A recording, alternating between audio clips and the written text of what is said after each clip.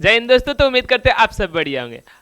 आप लोग तो देख रहे हैं कि ऑब्जेक्टिव का आप लोगों का क्या प्रैक्टिस चल रहा है। अब आप लोगों की कितने नंबर की प्रैक्टिस करवा दे रहे हैं? 2 नंबर। और 2 नंबर हम लोगों ने ऑफलाइन क्लास में पढ़ लिया था और उसका आज देखेंगे आप रिवीजन। ये आप लोगों का रिवीजन सीरीज चलेगा और जो कि पूरे के पूरे चैप्टर का चलेगा। चैप्टर 1 से स्टार्ट होकर चैप्टर जितना 22 तक है हम लोग सभी के सभी 2 नंबर वाला देख लेंगे कितना कितना 2 नंबर आता है। और एक चीज आप लोगों की गारंटी देते हैं, अगर आप लोगों ने पूरा वीडियो देखा तो एक चैप्टर से आने वाले सारे के सारे 2 नंबर आप लोगों से बन जाएंगे। अगर ना बने तो कहिएगा कि सर जी आप बताए थे और ये आप टॉपिक नहीं आया, जो बताएंगे वही आएगा, याद रखिएगा। इसके अलावा अगर कुछ आ गया तो कहिएगा सर जी आपने ये नहीं बताया था। जो चीज हम डिस्कशन इस क्लास में करते हैं वही आप लोग का चैप्टर नंबर 1। और इतना इजी इजी एक्सप्लेनेशन और डिफिनीशन देंगे कि आप लोग कहिएगा ना ये के बार में सुने और याद हो गया। ठीक है, ऐसा ऐसा। और किसी को सुना भी दीजिए, किसी को बता भी दीजिएगा कि ऐसा ऐसा डिफिनीशन होता है। तुम खुद कहिए आओ हम बताते हैं कि याद इस आवेश का मतलब क्या होता है, कूलॉम का नियम क्या होता है, आप खुद समझिएगा दूसरे को। ठीक है, हम लोग को समझाने के अलावा क्या होगा, सबसे पहले हम लोग को एग्जाम में अच्छे मार्क्स लाना है। और अभी से अगर आप लोग तैयारी और अच्छे मन से कर ले तो आप लोग को 90+ ला सकते हैं आसानी तरीके से। हम जो ऑब्जेक्टिव बताए उस ऑब्जेक्टिव को कर लीजिए, हम जो अब 2 नंबर बता रहे उस 2 नंबर को कर लीजिए। उसके बाद आप लोगों का 90+ ना आए तो कहिएगा सर आपने बोला था। इसके बाद आप लोग का 5 नंबर वाला सीरीज होगा। एक चैप्टर का 5 नंबर कौन कौन आएगा, एक चैप्टर का 2 नंबर तो आज बता रहे हैं। इससे पहले ऑब्जेक्टिव बता चुके कि एक चैप्टर का वन ऑब्जेक्टिव कौन कौन आएगा। आइए 2 नंबर वाला डिस्कशन करते हैं कि पहला चैप्टर में 2 नंबर कौन कौन आएगा। और पूरा एक भी टॉपिक आप लोग को छोड़ेंगे नहीं कि कौन कौन सा। चलिए तो डिस्कशन करते हैं। पहला चैप्टर का क्या नाम है, तो देखिए पहला चैप्टर का क्या नाम है। ये ले पहला चैप्टर का चैप्टर नंबर 1 क्या नाम है, इलेक्ट्रिक चार्ज एंड फील्ड। क्या सर जी हम लोगों का एग्जाम इंग्लिश में होगा? नहीं, आप लोगों का एग्जाम किस में होगा, तो हिंदी में होगा। तो हम नाम लिख देते हैं विद्युत आवेश तथा क्षेत्र, यहां लिख देते हैं विद्युत आवेश तथा क्षेत्र। ये हम लोग का चैप्टर नंबर 1 का नाम है। इंग्लिश में ऊपर लिखा है आप लोग देख सकते हैं, इलेक्ट्रिक चार्ज एंड फील्ड। अब आइए आज की चैप्टर का फर्स्ट मतलब आज के चैप्टर नंबर 1 का फर्स्ट टॉपिक क्या है, तो विद्युत किसे कहते हैं। सारा का डिफिनेशन हम पहले से ही लिख कर रखे हैं कि विद्युत का मतलब क्या होता है। तो आइए पढ़ लीजिए।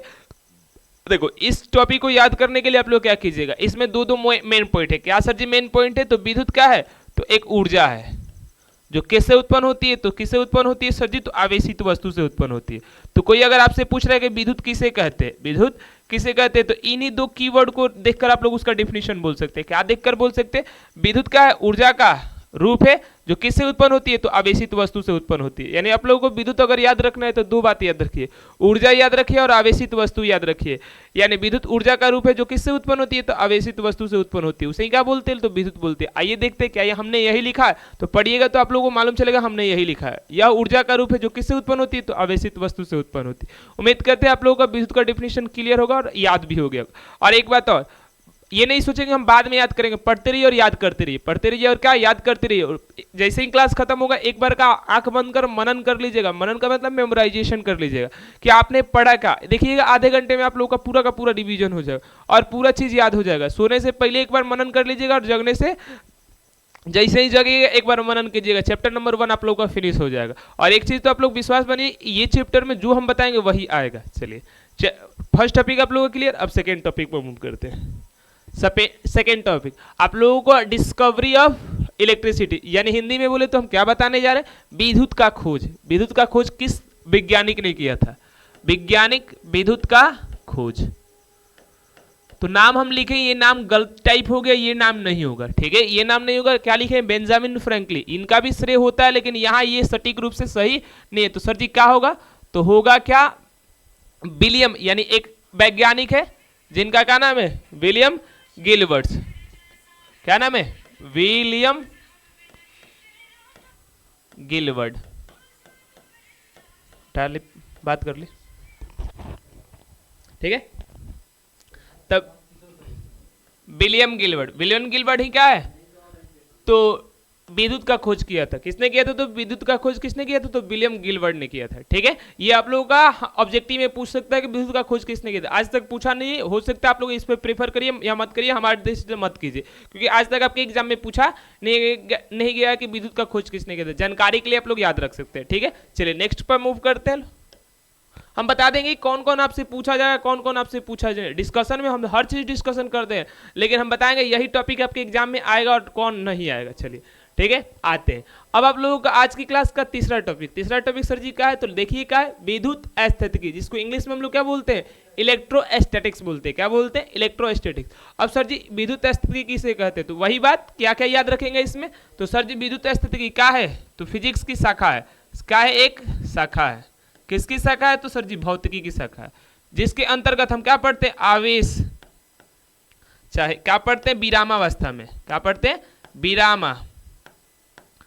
विरामा अवस्था में, विरामा अवस्था में क्या आवेश का गुण पढ़ते हैं, आवेश का क्या पढ़ते हैं, तो गुण पढ़ते हैं। यानी इस अगर विद्युत स्थैतिकी पूछ रहा है तो कोई आप लोग चार बात याद रखिए। ये क्या है, भौतिकी की शाखा है। सर जी क्या है, तो विरामावस्था में क्या करते हैं, आवेश का गुण पढ़ते हैं, उसे ही क्या बोलते हैं, तो वैद्युत स्थितिकी। शाखा का मतलब आप लोग भाग बोल सकते हैं, फिजिक्स का भाग है। क्या है, फिजिक्स का भाग है, जिसके अंतर्गत हम क्या विरामावस्था में आवेश का गुण पढ़ते हैं। Clear cut. तीसरा टॉपिक देखिएगा, हमने यही लिखा है। क्या लिखा है, भौतिकी की वह शाखा, भौतिकी की वह शाखा जिसके अंतर्गत हम क्या करते हैं, विरामावस्था में आवेशों का गुण का अध्ययन करते हैं। यानी तीसरे नंबर टॉपिक आप लोगों का क्लियर हुआ कि विद्युत स्थैतिकी कोई भी पूछ रहा है तो यही बताइएगा। ये भी आज तक आप लोगों के एग्जाम में पूछा नहीं गया, तो सर जी क्या है बताते हैं, थोड़ा सा आप लोग देखते रहिएगा, आप लोग बने रहिएगा, तो आप लोगों को समझ में आएगा कि आखिर में हम लोग किस ब्रांच के अंतर्गत पढ़ते हैं। तो जिस ब्रांच के अंतर्गत आप लोगों को अभी जो बता रहे हैं उस ब्रांच का क्या नाम है, तो विद्युत स्थैतिकी है। ठीक है, विद्युत स्थैतिकी है। इसको भी हम कहेंगे कि याद करने का मन है तो याद कीजिए, नहीं तो छोड़ने का मन है तो छोड़ दीजिए।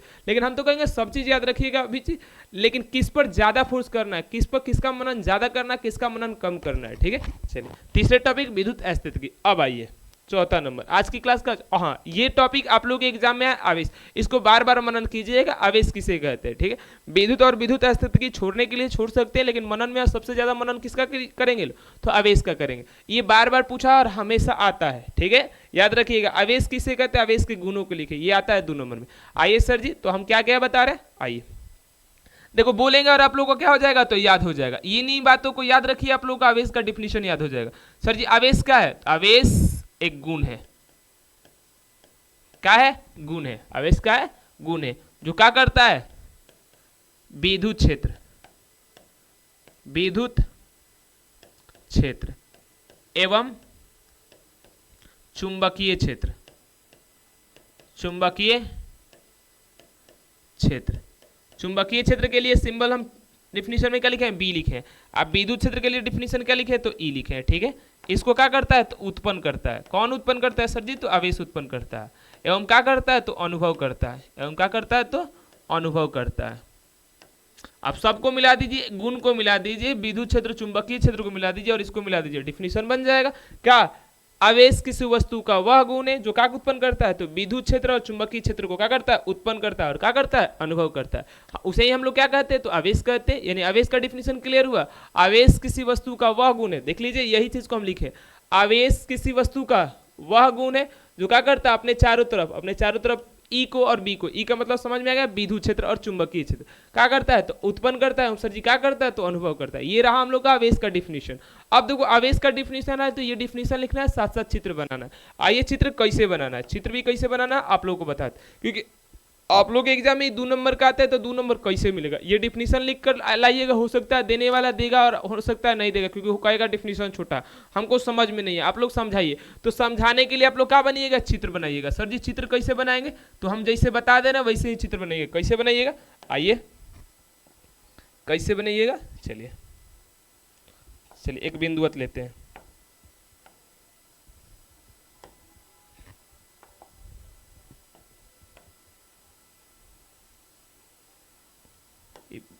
डार्क बन रहा है, पतला लेते,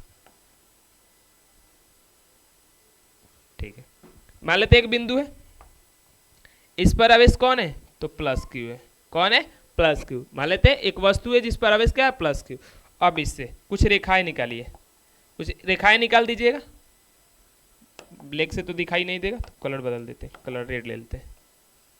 एक रेखा यहाँ निकाल दीजिएगा, छोटी थोड़ी रेखा निकाल रहे हैं। एक रेखा यहाँ निकाल दीजिएगा, एक रेखा ऊपर निकाल दीजिएगा, एक रेखा इसके बीच में निकाल दीजिएगा, एक रेखा इधर साइड निकाल दीजिएगा, एक रेखा और इसके बीच में निकाल दीजिएगा, और एक रेखा नीचे निकाल दीजिएगा, फिर इसके बीच में एक और रेखा निकाल दीजिएगा, फिर इसके कोना में एक रेखा निकाल दीजिए, ऐसा चित्र बना लीजिए। ठीक है, ये किसके लिए चित्र बनाए, तो आवेश के डिफिनेशन के लिए। और क्या लिख दीजिएगा, तो एक रेखा के साइड में आप लोग क्या लिखिएगा, एक के साइड में विद्युत क्षेत्र लिख लीजिएगा, यानी जो ये रेखा है किसको रिप्रेजेंट कर रहा है, तो विद्युत क्षेत्र को। फिर एक के साइड में क्या लिख दीजिएगा, तो चुंबकीय क्षेत्र को। एग्जामिनर समझ जाएगा कि अगर आवेश होता है तो अपने चारों तरफ किसको उत्पन्न किया है, तो विद्युत क्षेत्र और चुंबकीय क्षेत्र। ये रहा हम लोग का चित्र, यानी अगर समझाना है आवेश किसे कहते तो ये चित्र बनाकर समझा दीजिए। आवेश का डेफिनेशन लिखिएगा प्लस ये चित्र बनाइएगा। ठीक है, ये हम लोग का रहा आवेश और आवेश का चित्र, यानी अगर 2 नंबर में आएगा आवेश किसे कहते तो आवेश का लिखना और ये चित्र बनाना है। ठीक है, चित्र बना लेना, कैसे कैसे चित्र बनेगा हम बताते चलेंगे, किसका किसका चित्र कैसे बनेगा। ठीक है, आइए अब नेक्स्ट पर मूव करते हैं। आवेश आप लोग उम्मीद करते हैं समझ में आया। इससे संबंधित कुछ जानकारी और भी पूछी जाती है। क्या पूछी जाती है सर जी, तो ये भी याद रखिएगा, आवेश के मुख्य तत्व, आवेश के, ये ऑब्जेक्टिव में आता है। ये आप जो बता रहे हैं किस में आता है, तो ऑब्जेक्टिव में आता है। मुख्य तथ्य पहला नंबर आवेश का एसआई मात्रक, आवेश का एसआई मात्रक। उम्मीद करते हैं ये मात्रक लिखा है समझ में आ रहा है। एसआई मात्रक क्या होता है, तो सर जी कूलम होता है। याद रखिए आवेश का एसआई मात्रक कूलम। कूलम के लिए हम बार बार किसका सिंबल का उपयोग करेंगे, सी का।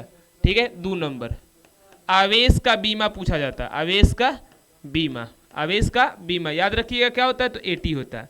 क्या होता है, तो एटी होता है, ए और टी होता है। आता है ऑब्जेक्टिव में, इसी चीज को कभी कभी आईटी भी बोल देता है, आईटी।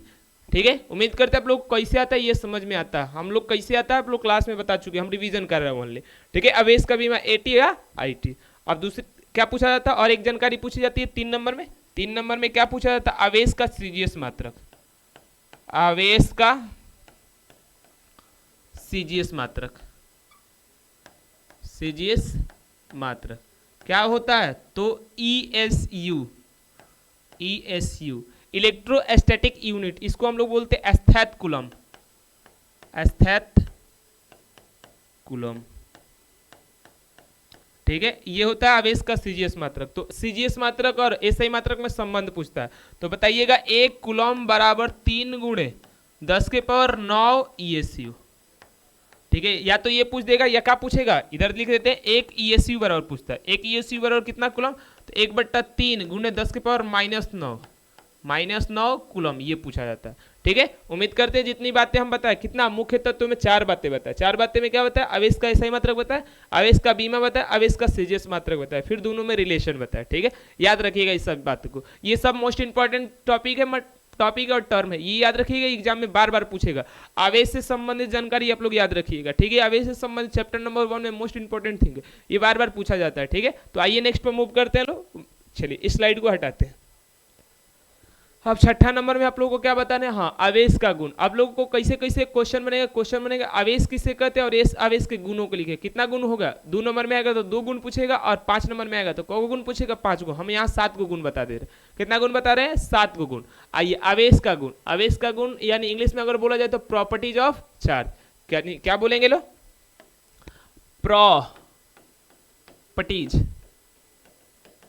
Properties of charge.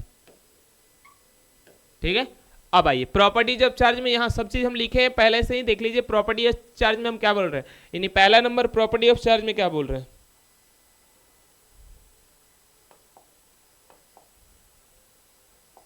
देखिए प्रॉपर्टी ऑफ चार्ज में पहला बोल रहे हैं, जो आवेश होता है कौन सी राशि होती है, तो अदिश राशि होती है। कौन सी राशि होती है, तो अदिश राशि है।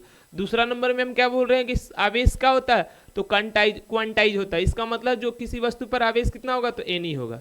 किसी वस्तु पर आवेश कितना होगा, तो एन ही होगा। ठीक है, तीसरा नंबर हम क्या बोल रहे हैं, आवेश क्या होता है, तो संरक्षित होता है। आवेश हमेशा क्या होता है, संरक्षित। इसका मतलब पहले एक आवेश जितना होगा उतना ही आवेश बाद में होगा। ठीक है, इसी को बोलते हैं आवेश संरक्षित होता है। 3 नंबर। फिर चौथा नंबर प्रसातीय, तो प्र नहीं सजातीय, प्र हटा दीजिएगा। सजातीय आवेश एक दूसरे को क्या करते हैं, प्रतिकर्षित करते हैं। इसका मतलब यही होगा कि हम बोल रहे हैं कि माइनस आवेश एक दूसरे को प्रतिकर्षित करते हैं। और फिर क्या कुछ लिखा है, एवं विजातीय, यानी विजातीय का मतलब एगो माइनस एगो प्लस एक दूसरे को क्या करते हैं, तो आकर्षित करते हैं। समान को सजाती है और समान नहीं हो तो विजातीय, क्या करते हैं, एक दूसरे को आकर्षित करते हैं। ये गुण नंबर 4। फिर गुण नंबर हम 5 में क्या बता रहे हैं, गुण नंबर हम 5 में बता रहे हैं, विरामावस्था में आवेश विद्युत आवेश विद्युत क्षेत्र उत्पन्न करता है, केवल विद्युत क्षेत्र उत्पन्न करता है। अगर मान लीजिए कोई आवेश है किसमें रुका हुआ है तो अपने चारों तरफ क्या उत्पन्न करेगा, ओनली विद्युत क्षेत्र को उत्पन्न करेगा। ठीक है, समझ में आ रहा है? ठीक है, ये 5 नंबर गुण में लिख लीजिएगा। फिर 6 नंबर हम गुण में क्या बता रहे हैं, 6 नंबर गुण में आप लोगों को यही बता रहे कि अचर चाल से चलता आवेश किसको, तो विद्युत चुंबकीय, अचर चाल से चलता आवेश चुंबकीय क्षेत्र उत्पन्न करता है। नहीं, चुंबकीय क्षेत्र नहीं, विद्युत और चुंबकीय क्षेत्र दोनों उत्पन्न करता है। ठीक है, अचर चाल से चलता आवेश, यहाँ करेक्शन कर लीजिएगा 6 नंबर में, अचर चाल से चलता आवेश किसको किसको, विद्युत और चुंबकीय क्षेत्र दोनों को उत्पन्न करता है। याद रखिएगा, हम फिर से बोल दे रहे हैं, क्या बोल रहे हैं, अचर चाल से चलता आवेश, चलता आवेश विद्युत क्षेत्र, ये चुंबकीय क्षेत्र एवं विद्युत क्षेत्र क्या करता है, उत्पन्न करता है। दोनों लिखिएगा, ई और बी दोनों उत्पन्न करता है। ठीक है, करेक्ट कर लीजिएगा। फिर इसके बाद 7 नंबर में हम क्या बोल रहे हैं, चर चाल। चर और अचर का मतलब आप लोगों को समझ में आता है। भी का मान जिसमें क्या होता है, समान होता है, यानी वेग समान होता है, उसको कौन सा चल बोलते हैं, अचर बोलते हैं। जिसमें भी होता है असमान, उसको हम क्या बोलते हैं, उसको हम क्या बोलते हैं, असमान, उसको क्या बोलते हैं, चर चाल बोलते हैं। क्या बोलते हैं, चर चाल बोलते हैं। ठीक है, तो आइए, चर चाल से चलता है EMW, EMW का यहाँ फुल फॉर्म लिखे, इलेक्ट्रोमैग्नेटिक वेव्स, क्या करता है, उत्पन्न करता है। ठीक है, यानी चर चाल से चलता आवेश किसको उत्पन्न करता है, तो विद्युत चुंबकीय तरंग को उत्पन्न करता है। क्लियर कट, यानी 7 नंबर ये आप लोग ये सातों के सातों गुण में कम से कम कितना याद रखिएगा, 5 को याद रखिएगा। 5 नंबर में आएगा तो 5, लेकिन ज्यादातर कितने नंबर में पूछा गया आप लोग के एग्जाम में, 2 नंबर में पूछा गया। ठीक है, तो 2 नंबर रिवीजन कर लीजिएगा। आवेश के गुण, ठीक है, आवेश किसे कहते हैं, आवेश के 2 गुण को लिखे, ऐसा क्वेश्चन आया है। ठीक है, चलिए नेक्स्ट पर मूव करते हैं। अब आइए पदार्थ, आप लोगों से पूछा जाता है चालक किसे कहते हैं, अचालक किसे कहते हैं, अर्धचालक किसे कहते हैं, वही पदार्थ की बात कर रहे हैं। तो पदार्थ का डिफिनीशन नहीं दे रहे हैं, किसका डिफिनीशन दे रहे हैं, अब चालक का डिफिनीशन दे रहे हैं। कोई बोलेगा चालक किसे कहते हैं, तो क्या बताइएगा, वह पदार्थ जो आवेश का प्रवाह करता है उसको क्या कहते हैं, चालक कहते हैं। उसे क्या कहते हैं, चालक कहते हैं। एग्जाम्पल में अगर पूछा जाए चालक का उदाहरण, चालक का उदाहरण, तो आप लोग जानते हैं क्या, जो हम लोग का चांदी होता, चांदी, लोहा, कॉपर, ये सभी के सभी क्या होता है, तो चालक होता है। सभी के सभी क्या होता है, तो चालक होता है। ये चालक का उदाहरण है। अब आइए इसके गुण की बात करते हैं। चालक के पास कौन कौन, आप लोग के एग्जाम में ऐसे आएगा, चालक किसे कहते हैं, इसके 2 गुणों को लिखे। तो पहला गुण में क्या लिख दीजिएगा, इसमें मुक्त इलेक्ट्रॉन पाए जाते हैं, इसमें मुक्त इलेक्ट्रॉन पाए जाते हैं। दूसरा गुण में क्या लिखेगा, मुक्त इलेक्ट्रॉन विद्युत ऊर्जा का क्या करते हैं, स्थानांतरण करते हैं। स्थानांतरण का मतलब एक जगह से दूसरे जगह भेजते हैं। तीसरा नंबर में लिख दीजिएगा, सभी धातु क्या होती है, तो चालक होती है। जितनी धातु है सभी के सभी क्या है, चालक है। यानी सभी धातु क्या करती है, विद्युत का प्रवाह करती है, विद्युत का प्रवाह करती है। फिर क्या लिखिएगा, आवेश, चालक पर आवेश का होता है सतत, यानी यूनिफॉर्मली वितरित होता है। यूनिफॉर्मली क्या होता है, तो वितरित होता है। क्लियर हुआ, ये हम लोग का गुण को बता दिए, 1 गो बताए, 2 गो बताए, 3 गो बताए, और को बताए, तो 4 गो बताए। ठीक है, 4 गो बताए, ये चारों के चारों गुण को याद रखिएगा। और देखो सब इंपॉर्टेंट टॉपिक है, 2 नंबर आप लोग पढ़ लीजिएगा, 2 नंबर का एक भी छूटेगा। आप लोग के एग्जाम में 20 आता है, 20 लड़ेगा, आप लोग की मर्जी होगी कौन बनाए कौन छोड़े। ठीक है, चलिए यहाँ आप लोग का चालक किसे कहते हैं वो लिखवा दिए और चालक के गुण लिखवा दिए। अब आइए नेक्स्ट पर मूव करते हैं। नेक्स्ट क्या है, नेक्स्ट आप लोगों के लिए अचालक, इसको इंग्लिश में हम लोग क्या बोलते हैं, तो नॉन कंडक्टर बोलते हैं, और क्या बोलते हैं, तो इंसुलेटर बोलते हैं। उतना रेफरेंस इसलिए नहीं कर रहे कि ये हम लोगों का कौन सा रिवीजन क्लास है, कौन सा रिवीजन क्लास है, देखते रहिए और रिवीजन करते रहिए। एक बार खाली हमारे मुंह से आप लोग को सुनने की दिलचस्पी थी, हम सुना दे रहे हैं।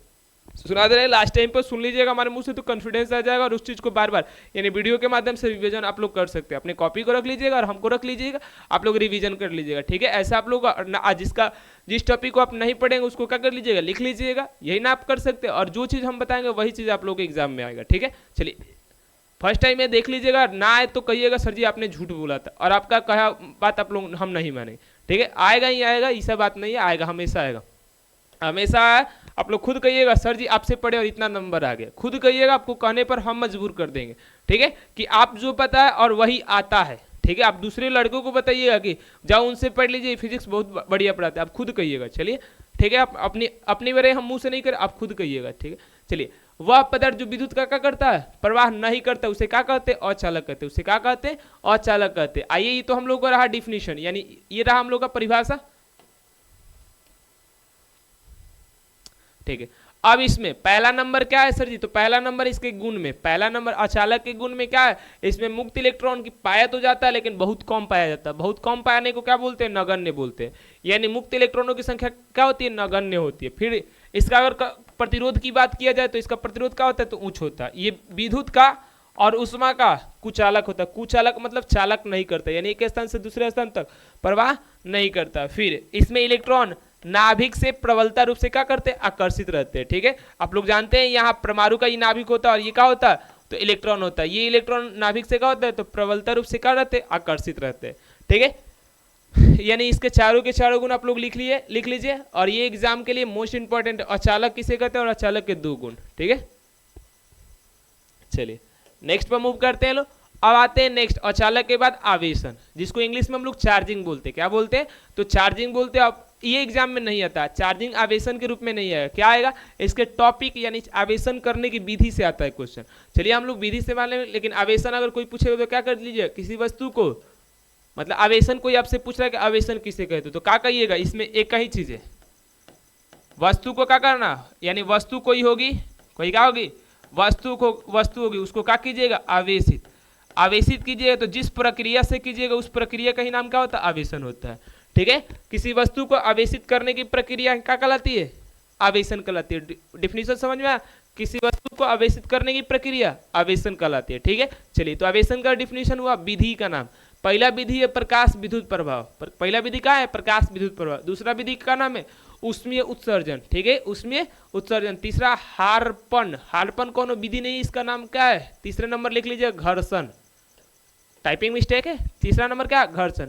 चौथा नंबर भी कौन, आवेशन, तो आवेशन तो ऊपर ही टॉपिक है, आवेशन नहीं, यहाँ लिखना चाहिए था हम लोग का क्या, चालन, चालन विधि से हम लोग क्या करेंगे, आवेशन। फिर पांचवा नंबर है प्रेरण, पांचवा नंबर क्या है, प्रेरण। छठा नंबर क्या है, तो छठा नंबर क्षेत्र उत्सर्जन, क्षेत्र उत्सर्जन। खाली आप लोग आवेशन की विधियां लिख लीजिए। आप लोगों को इसमें एक ही टॉपिक आएगा क्या, प्रकाश विद्युत प्रभाव से आप क्या समझते हैं, प्रकाश विद्युत प्रभाव से आप क्या समझते हैं, प्रकाश विद्युत प्रभाव के नियम को लिखिए, 5 नंबर में आता है। और ये हम लोग का 17 चैप्टर में हम पुनः पढ़ेंगे। ये जान जाइए कि आवेशन की एक विधि का नाम है, आवेशन की एक विधि का नाम है। हम वहां फिर से आप लोगों को प्रकाश विद्युत प्रभाव पढ़ाएंगे। अभी जान जाइए आवेशन का हम विधि बताए, आवेशन की कौ विधि, तो 6 विधि। पहला का नाम प्रकाश विद्युत प्रभाव, दूसरा का नाम ऊष्मीय उत्सर्जन, तीसरा का नाम घर्षण, चौथा का नाम चालन, पांचवा का नाम प्रेरण, छठा का नाम क्षेत्र उत्सर्जन। ठीक है, चलिए आवेशन क्लियर। आवेशन किसे कहते हैं, आवेशन की कौ विधि, तो 6 विधि। और इस विधि से हम लोग क्या करते हैं, तो आवेशित करते हैं, किसी वस्तु को आवेशित करते हैं। चलिए अब नेक्स्ट पर मूव करते हैं। ये वाला टॉपिक इंपॉर्टेंट है, क्या, कूलॉम का नियम। और ऐसा तरीका बताएंगे आप लोग को याद हो जाएगा, सुनेंगे और कूलॉम का नियम क्या हो जाएगा, याद हो जाएगा। आइए सुनाते हैं आप लोगों का कूलॉम। कूलॉम आप लोग जान दीजिए, कूलॉम एक आदमी का नाम है और इन्होंने एक नियम दिया था। इन नियम के अनुसार विद्युत स्थैतिक बल का मान निकालते। किसका मान निकालते, तो विद्युत स्थैतिक बल का मान निकालते। कैसे निकालते हैं सर जी, तो आप लोग जानते हैं कि एक आवेश दूसरे आवेश पर क्या होता है, बल लगाता है, आकर्षण या प्रतिकर्षण बल लगाता है। अगर मान लेते हैं इस बिंदु का नाम, चलिए थोड़ा बोर्ड की सहायता से हम लोग सब चित्र को बनाए, अच्छा लगेगा। चलिए ये बिंदु है हम लोगों का, चलिए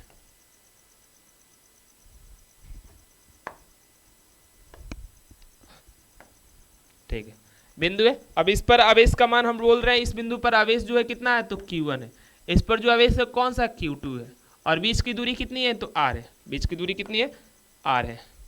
ठीक है, ये हम लोग का राज चित्र किसके लिए, तो कूलॉम के नियम के लिए। आप लोगों को कूलॉम का नियम ऊपर तो लिखा हुआ आप लोगों को दिख भी रहा, वो लिख लीजिएगा और साथ में चित्र बना लीजिएगा। साथ में क्या बना लीजिएगा, चित्र बना। यहाँ थोड़ा टाइपिंग में जो चीज टाइप हुआ हो सकता है आप लोगों को देखकर समझ में ना है, तो इसी टाइपिंग को हम यहाँ समझा रहे हैं। आप लोग चित्र बनाइएगा, कूलॉम का नियम लिखिएगा, आएगा ऐसा क्वेश्चन, कूलॉम का नियम लिखिए तथा इसको समझाइए। तो ये नियम लिख दीजिएगा और चित्र बना दीजिएगा, ऑटोमेटिक एग्जामिनर समझ जाएगा कि आपने समझा दिया कि कूलॉम का नियम इस चित्र के माध्यम से आप समझा रहे हैं। ठीक है, अब यहाँ से विद्युत स्थैतिक बल, यानी विद्युत स्थैतिक बल का आप लोग नाम क्या रखिएगा, Fe रखिएगा।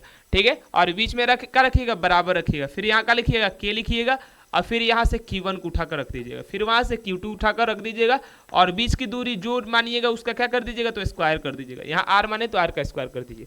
ठीक है, अब यहाँ आप लोगों का नामकरण, यानी ये चित्र बना देना और यहाँ एक सूत्र लिख देना, और क्या लिख देना, यहाँ K का नाम लिख देना। सर जी K क्या है, तो नियतांक है। अगर पूरा नाम भूल जाइएगा तो खाली नियतांक बोलकर छोड़ दीजिएगा। ठीक है, नहीं तो पूरा नाम क्या होता है, तो विद्युत स्थैतिक नियतांक होता है, विद्युत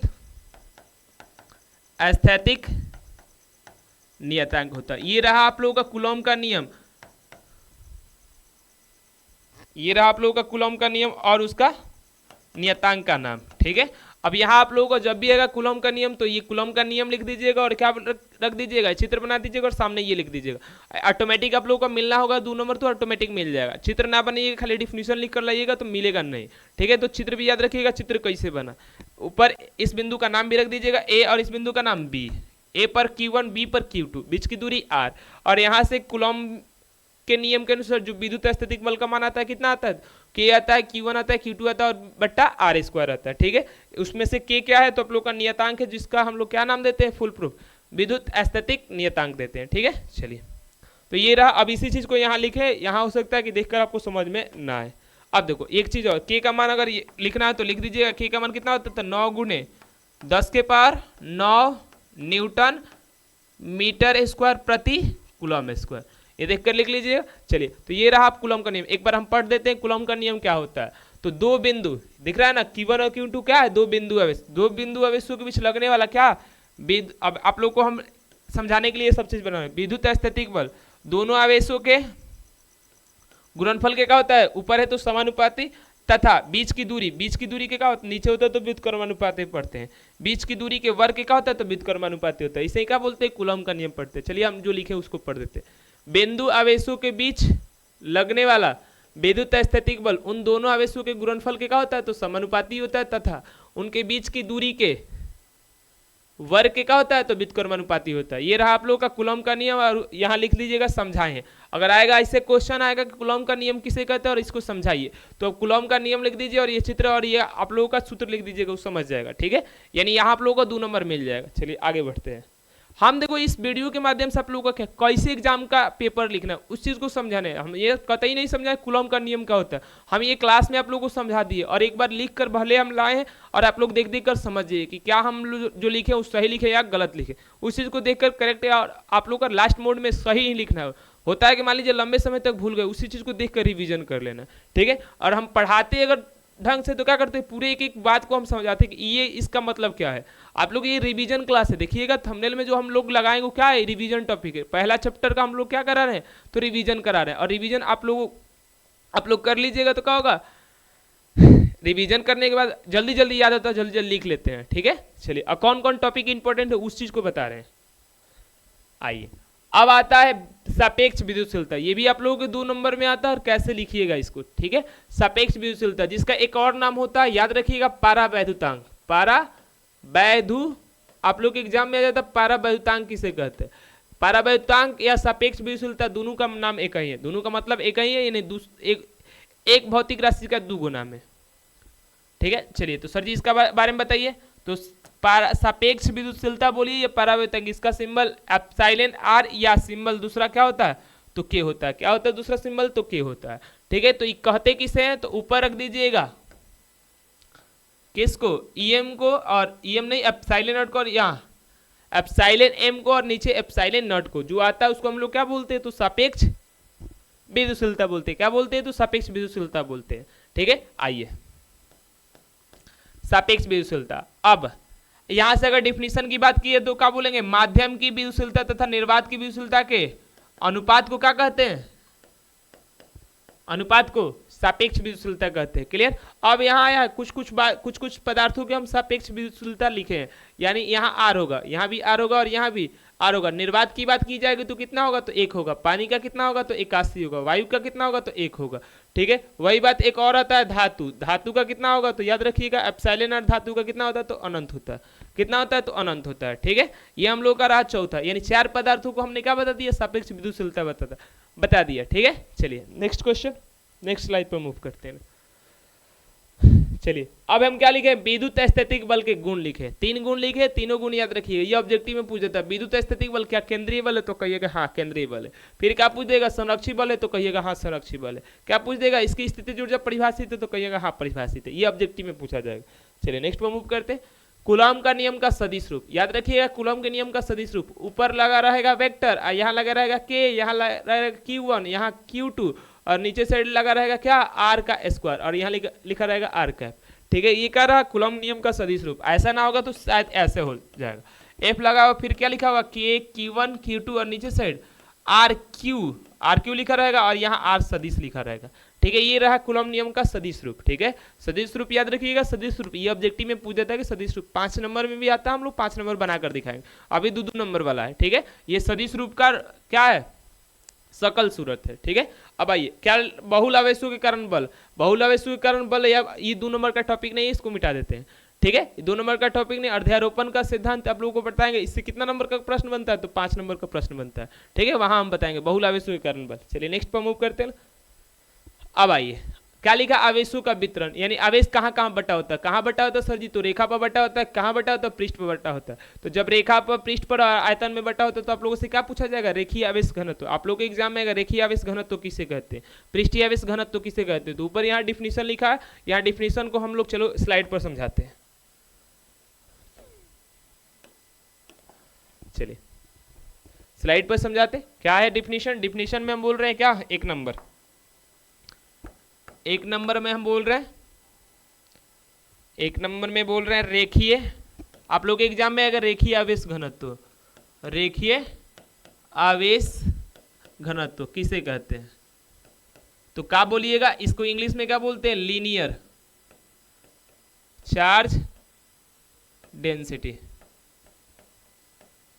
इसको लीनियर चार्ज डेंसिटी बोलते हैं। अगर आइए यहां समझाते हैं चित्र और सूत्र से, याद रखिएगा। अगर आप लोग एग्जाम में अगर रेखीय आवेश घनत्व तो क्या लिखेंगे, आप लोग क्या बनाएंगे, पहले आएगा और ये चित्र भी बनाएंगे, एक लाइन बना देंगे और लाइन के एक सिरे का नाम दे देंगे ए, दूसरे सिरे का नाम दे देंगे बी, क्या नाम दे देंगे, बी, और इस पर आवेश किसको मान देंगे, प्लस को मान लेंगे, किसको मान लीजिएगा, प्लस को मान लीजिएगा, ठीक है, प्लस मान लिए। अब इस पर अगर आवेश कितना है, यानी क्यू का मान 20 कूलम है, क्यू का मान कितना है, 20 कूलम, और ए और बी के बीच की लंबाई हम मान लेते हैं कितना है, तो 10 मीटर है, कितना है, तो 10 मीटर। तो पूछेंगे 1 मीटर में कितना है, 1 मीटर लंबाई में आवेश की मान कितना है, तो कितना बताइएगा, तो 2 कूलम बताइए। कैसे बताए, 20 को ऊपर रख दिए, 10 को नीचे रख दिए, तो कैसे 2 कूलम आ गया, यानी 1 मीटर लंबाई पर आवेश 2 कूलम आ गया, और 1 मीटर लंबाई पर जो आवेश की मात्रा होती है उसे क्या बोलते हैं, तो रेखीय आवेश घनत्व कहते हैं। लिखे हैं, आप लोगों को डिफिनीशन दिखाएंगे। और इसका अगर देखा जाए तो रेखीय आवेश घनत्व आपने निकाला कैसे, तो कैसे निकाला सर जी, रेखीय आवेश घनत्व बराबर रेखीय आवेश घनत्व बराबर क्या लिखिएगा, ऊपर साइड आवेश, नीचे साइड लंबाई, नीचे साइड लंबाई,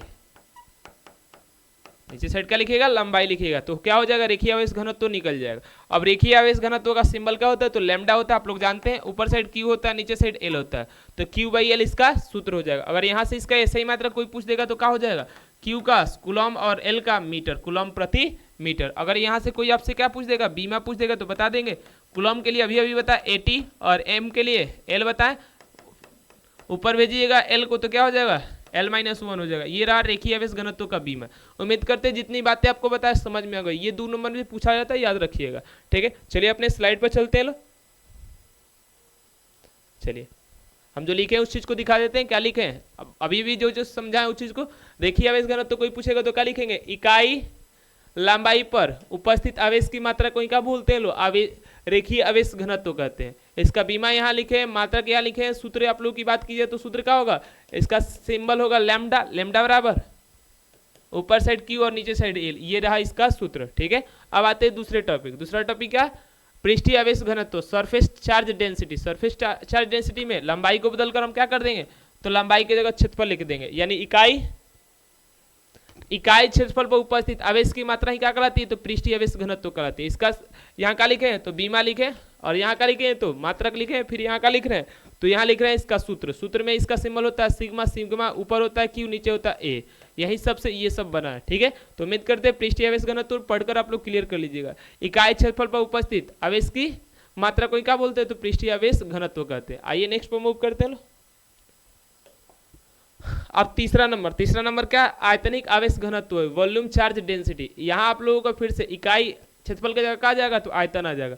उपस्थित आवेश की मात्रा को क्या कहते हैं, आयतनिक आवेश घनत्व कहते हैं। यहाँ उसका क्या लिखा है, तो बीमा लिखा है, यहाँ इसका ऐसे ही मात्रक लिखा, और यहाँ इसका सूत्र लिख देते हैं। सूत्र में क्या होगा, सूत्र में इसका होता है रो, रो बराबर ऊपर साइड क्यू, नीचे साइड वी, ये रहा इसका सूत्र, ठीक है। यहाँ आप लोगों का क्लियर होता है आयतनिक आवेश घनत्व। आइए नेक्स्ट पर मूव करते हैं। अब संतुलन, ये भी आप लोगों का 5 नंबर का टॉपिक है, पढ़कर समझ लीजिएगा। संतुलन का मतलब यहाँ लिखे, और यहाँ स्थायी संतुलन और उसके बाद अस्थायी संतुलन, ठीक है। अगर चाहते हैं इस चैप्टर का पीडीएफ आप लोग को प्रोवाइड कर दे तो आप लोग इस नंबर पर मैसेज कीजिएगा 96 93 13 65 और क्या 39। ठीक है, इस नंबर पे आप लोग मैसेज कीजिएगा और ये पीडीएफ आप लोग को प्रोवाइड कर देंगे। ठीक है, चलिए, यानी नोट्स भी आप लोगों को प्रोवाइड करते रहेंगे। जिस टॉपिक को हम पढ़ाएंगे उसका अगर नोट्स चाहिए तो इस नंबर पे आप लोग क्या कीजिएगा, तो मैसेज कीजिएगा, नोट्स वहाँ दे देंगे। ठीक है, चलिए आते हैं, ये टॉपिक भी आप लोगों को नहीं पढ़ना, आगे मूव करते हैं। अब देखो ये टॉपिक आप लोगों को 2 नंबर में 1 नंबर में पूछा जाता है, गुरुत्वाकर्षण बल एवं विद्युत बल में तुलना।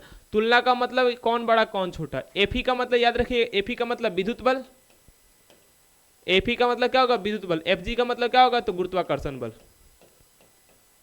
गुरुत्वाकर्षण बल, इसका मतलब बल। ठीक है, आइए अब इन दोनों में तुलना। तुलना में क्या क्या हम बोल रहे हैं, तुलना में आप लोग याद रखिएगा, जब एगो इलेक्ट्रॉन और यहाँ इलेक्ट्रॉन यहाँ कितनी दूरी पर है, r दूरी पर है, तो अगर बोला जाए विद्युत बल और किस में, गुरुत्वाकर्षण बल में क्या तुलना होती है, तो याद रखिएगा जो विद्युत बल होता है 10 की पावर 43 गुना ज्यादा होता है, 10 की पावर 43 गुना ज्यादा होता है किससे, तो गुरुत्वाकर्षण बल से। वही बात अब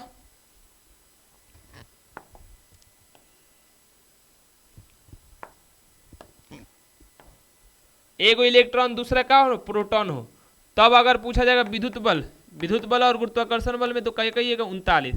यानी जो गुरुत्वाकर्षण बल से विद्युत बल कितना गुना हो जाता है, तो 39 गुना हो जाता है। कब, जब एगो इलेक्ट्रॉन एगो प्रोटॉन हो कितनी दूरी पर, r दूरी पर, तब।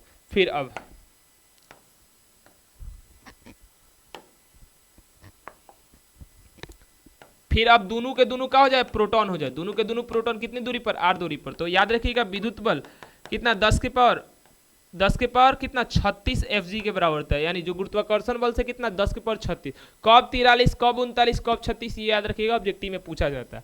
ठीक है, चलिए नेक्स्ट पर मूव करते हैं। ये तुलना हो गया। विद्युत क्षेत्र किसे कहते हैं, ये 2 नंबर में पूछा जाता है। विद्युत क्षेत्र की तीव्रता पूछा जाता है, लेकिन अभी हम क्या लिखवाए हैं, विद्युत क्षेत्र। यहाँ आप लोग को डिफिनीशन लिखवाए, आवेश और आवेशों के समूह के कारण बना वह क्षेत्र जिसमें अन्य आवेशित वस्तु किसका, विद्युत बल का क्या करती है, अनुभव करती है, उसे हम क्या बोलते हैं, विद्युत क्षेत्र। अगर एग्जाम में विद्युत क्षेत्र आता है तो क्या कीजिएगा, यहाँ एगो प्लस आवेश मान लीजिएगा, यहाँ एगो चित्र भी बनाइएगा, प्लस आवेश बना लीजिएगा Q। अब एक गोला बना लीजिएगा, क्या बना लीजिएगा, गोला बना लीजिएगा।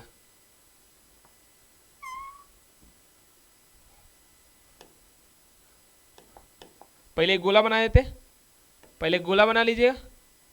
ठीक है, इसके केंद्र बिंदु पर क्या मान लीजिएगा, तो केंद्र बिंदु पर आवेश लिख दीजिएगा, केंद्र बिंदु का नाम ओ रख दीजिएगा जिस पर क्या है, आवेश कौन, प्लस Q। ठीक है, और इस क्षेत्र का नाम क्या रख दीजिएगा, विद्युत क्षेत्र रख दीजिएगा। और इसके अंदर किसी आवेश Q1 को रख दीजिएगा, इसी आवेश पर किसी आवेश Q2 को रख दीजिएगा। प्लस Q इसको क्या करेगा, इस पर बल लगाएगा बाहर की ओर, इस पर भी बल लगाएगा बाहर की ओर, बल दिखा दीजिएगा, इस बल का नाम रख दीजिएगा क्या है, Fe है। ठीक है, ये रहा आप लोगों का विद्युत क्षेत्र का चित्र। विद्युत क्षेत्र का चित्र ऐसे चित्र बना सकते हैं, चाहे ये मन करे तो बनाइएगा, नहीं मन करे तो छोड़ दीजिएगा। यानी Q1 और Q2 पर क्या कोई विद्युत बल लग रहा है, विद्युत बल का अनुभव कर रहा है। ठीक है, तो इस क्षेत्र का नाम क्या हुआ, तो विद्युत क्षेत्र हुआ। ये रहा इसका डिफिनीशन, ये रहा इसका चित्र। आइए नेक्स्ट पर मूव करते हैं। नेक्स्ट का विद्युत क्षेत्र की तीव्रता, नेक्स्ट का तो विद्युत क्षेत्र की तीव्रता। तो विद्युत क्षेत्र की तीव्रता पढ़िए, यहाँ डिफिनीशन लिखे, विद्युत क्षेत्र में एकांक परीक्षण आवेश पर लगने वाले बल को ही क्या कहते हैं, विद्युत क्षेत्र की तीव्रता कहते हैं। आइए फिर से वही वाला, यहाँ आप लोगों का डायग्राम बना लीजिएगा। इसमें अगर आएगा ये टॉपिक तो डायग्राम बनाकर ही आंसर दीजिएगा। डायग्राम में गोला बनाइएगा, गोला के अंदर हम बोले ना गोला का क्या नाम यहाँ रख दीजिएगा, तो यहाँ रख दीजिएगा विद्युत क्षेत्र। ये क्या है, गोला, तो विद्युत क्षेत्र है। अब विद्युत क्षेत्र बना किससे, तो सर जी बना होगा एक Q आवेश से, किससे, तो Q आवेश से। और एकांक परीक्षण आवेश का सिंबल क्या होता है, तो Q0 होता है। क्या होता है, तो Q0 होता है। तो इस पर जितना बल लगता है, इस पर जितना बल लगता है उसे ही क्या बोलते हैं हम लोग, उस पर हम क्या बोलते हैं, तो बल क्या, बल यहाँ दोनों रेखा को मिला दीजिएगा, बाहर साइड कर दीजिएगा। ठीक है, इस बल का नाम क्या रख दीजिएगा, तो Fe रख दीजिएगा।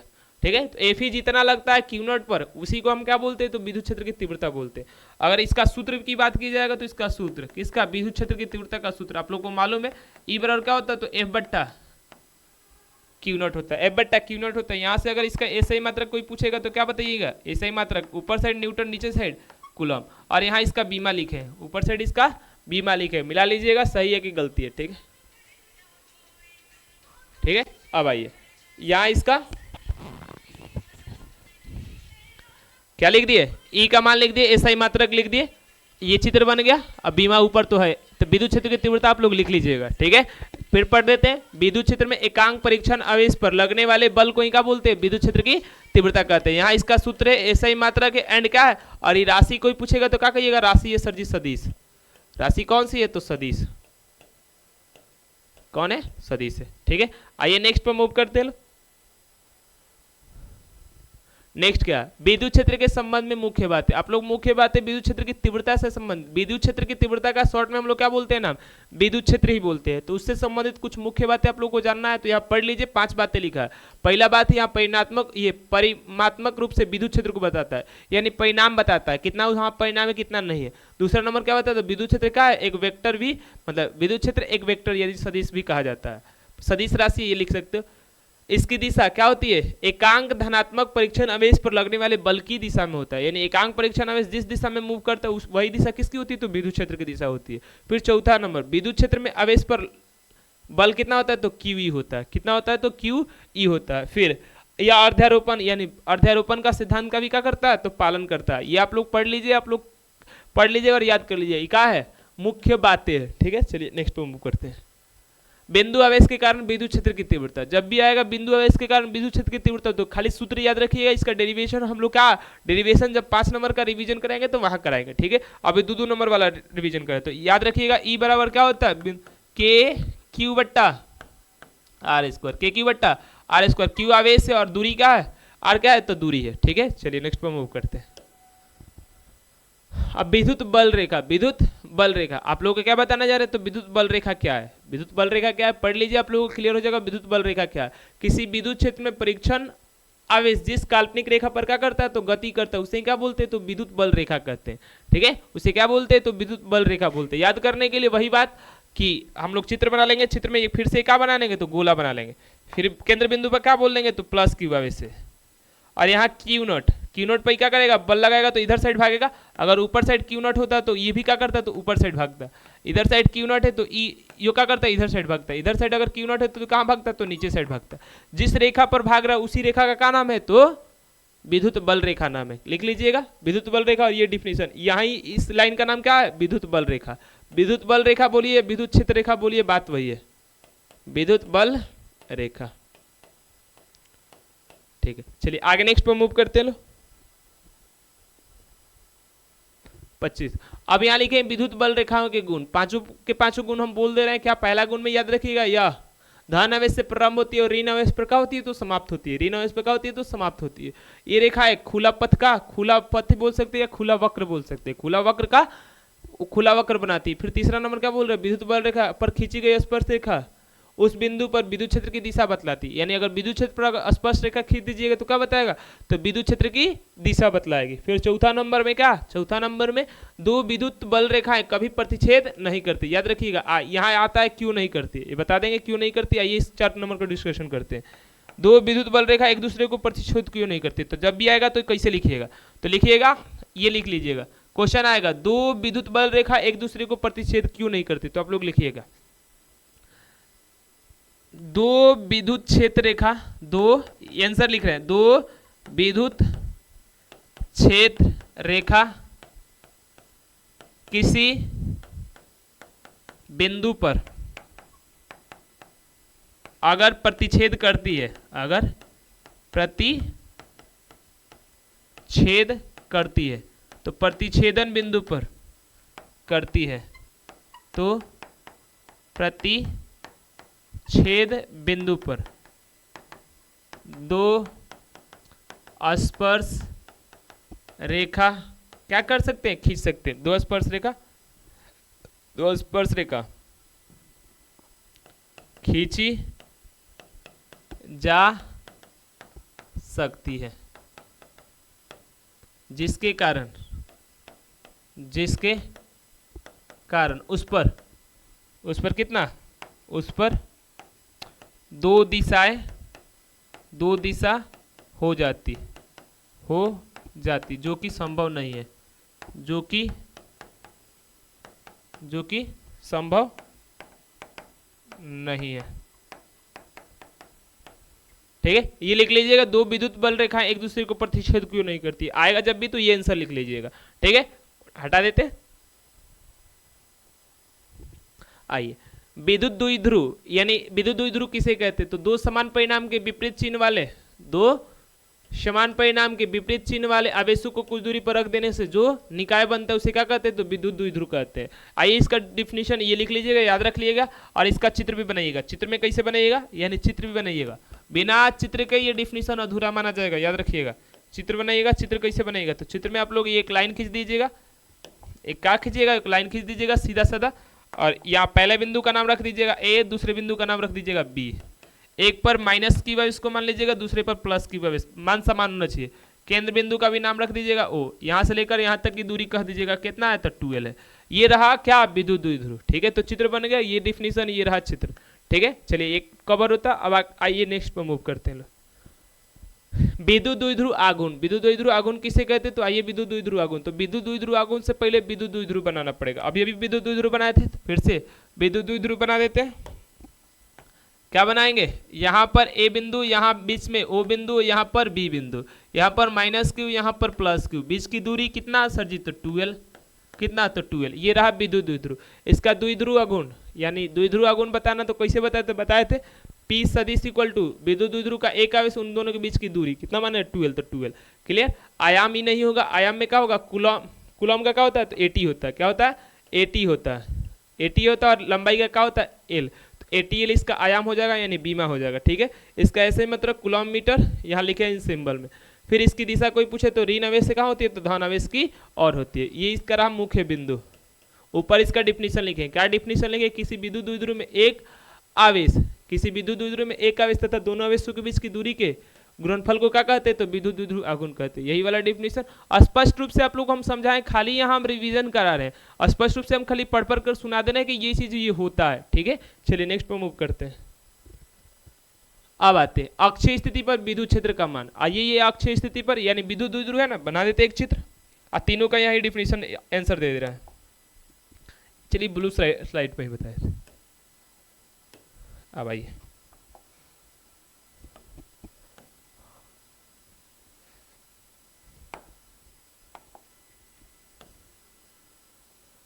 ठीक है, ये हम लोगों का विद्युत द्विध्रुव बनाने के लिए यहाँ क्या करेंगे?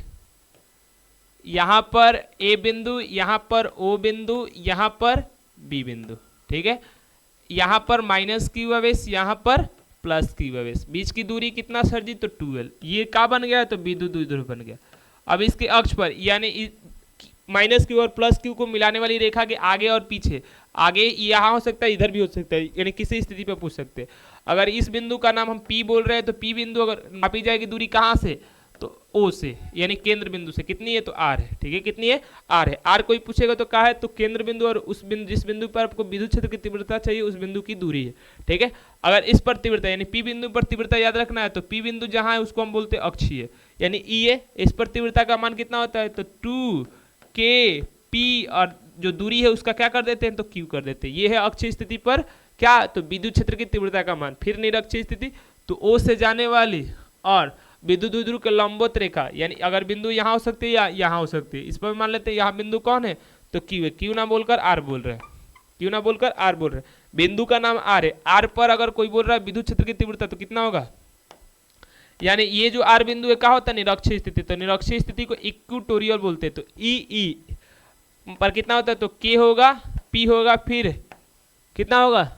तो RQ होगा। कितना होगा? तो RQ होगा। 2 गायब हो जाता है। 2 क्या हो जाता है? तो गायब हो जाता है। तो अक्षीय स्थिति पर ये होता है, निरक्षीय स्थिति पर ये होता है। किसी भी बिंदु, अगर मान लीजिए कोई जनरल बिंदु यहाँ पर है, कोई यहाँ बिंदु है, तो जनरल पॉइंट पर विद्युत क्षेत्र की तीव्रता कितनी होती है? तो KP बट्टा RQ root under 3 cos square theta minus 1, ये होता है किसी भी बिंदु पर। ठीक है, याद रखिएगा विद्युत द्विध्रुव के अक्षीय स्थिति पर विद्युत क्षेत्र की तीव्रता ये होता है, निरक्षीय स्थिति पर ये होता है, किसी बिंदु पर ये होता है। आप लोगों से क्या पूछ देता है? पूछ देता है कि अक्षीय स्थिति यानी अक्षीय स्थिति पर विद्युत क्षेत्र की तीव्रता और निरक्षीय स्थिति पर विद्युत क्षेत्र की तीव्रता का अनुपात कितना होगा। तो इसका मान याद रखिएगा 2kP बट्टा कितना होता है? तो RQ होता है। इसका कितना होता है? तो KP बट्टा RQ होता है। काट दीजिएगा तो ये से 1 खत्म हो जाएगा। कितना अनुपात आ जाएगा?